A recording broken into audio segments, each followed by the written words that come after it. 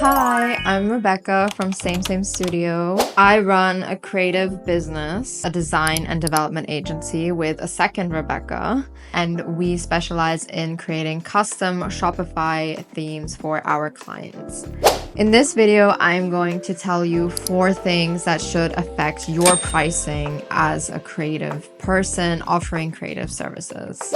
Number 1, expertise and skill. When you start off, you're probably not that experienced, at least in running a business, but I'm assuming you have some type of experience in the work that you are executing. And that experience is very valuable. Bringing your expertise to the table means a faster, more efficient, and easier to work with experience for the client. And that has value. Clients love being able to pay someone and not having to worry about it. And that is who you are when they come to you to do creative work for them. The right type of clients will value this type of thing, and they will be happy to spend money on someone who's going to be taking work off of their shoulders. And that's who you are if you have the experience to do that for them. Your skills are unique to you. While yes, you do work that other people can offer, you have your unique set of skills, and that is valuable as well. And a client is going to be happy to pay you based off of that. Number 2, conceptual thinking. You are the only version of you. There is nobody out there who thinks like you do. And yes, everybody who has learned whatever it is that you offer probably has similar ways to do it, but you still have a creativity that is unique to you and your business. And this is valuable because people will come to you based off of things like your portfolio alone, and your portfolio will reflect your conceptual and creative thinking.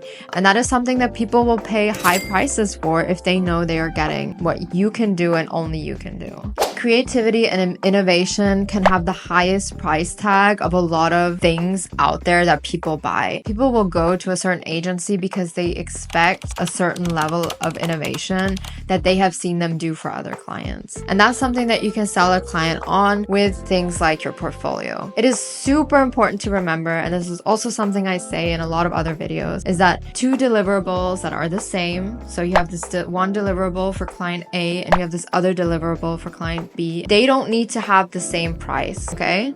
Crazy concept. No 2 deliverables are the same, even if they look that way, because it always depends on the client and what it means to them, how it's going to affect their business, what is that value for the client, and who is this client, and what is the experience going to be like working with them.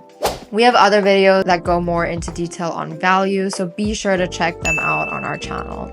Number 3, competition. The creative market is super saturated. There are so many people out there offering creative services. Everyone knows how to make a logo these days. You are able to stand out from your competition by things like being better than them in certain things. And that's why I always say to niche down and become really good at a couple of things to set yourself apart from your competition. A lot of the people out there are generalists. They offer a lot of services to low prices. That can be attractive to a lot of clients, but those aren't the clients you necessarily want. You want the type of clients that value your unique perspective and value your set of skills.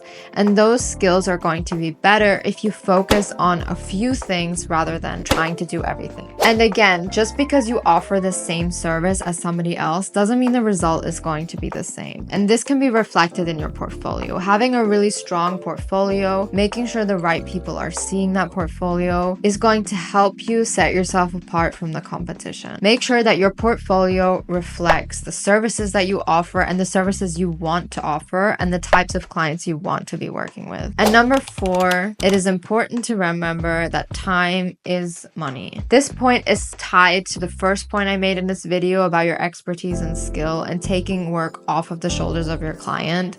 Clients see time as money. Anytime they are spending, giving you feedback or working on the creative work that you're doing with you is time spent away from their business, time that they could invest in other things that are going to bring in money. You want to be the person who is taking that time off their shoulder. They can invest that time in those other more important things, and you invest your time in the creativity and delivering the creative service. Being able to take off a lot of mental load from your client and free them up to do other things related to their business is worth so much to your client, and that should be reflected in your price. Being someone who is organized, who can manage the project, deliver things on time, deliver them well, has value, and if you're able to do that, your prices can also be high, and the client will be fine paying that because they think, oh my god, I'm so happy someone else is doing this. I don't even want to deal with that. I don't even want to think about it. So being fast, efficient, and good at what you do is worth so much. And I have to be honest here, as someone who has bought creative services or has also worked on projects where other people offering creative services have been involved, I have seen my fair share of people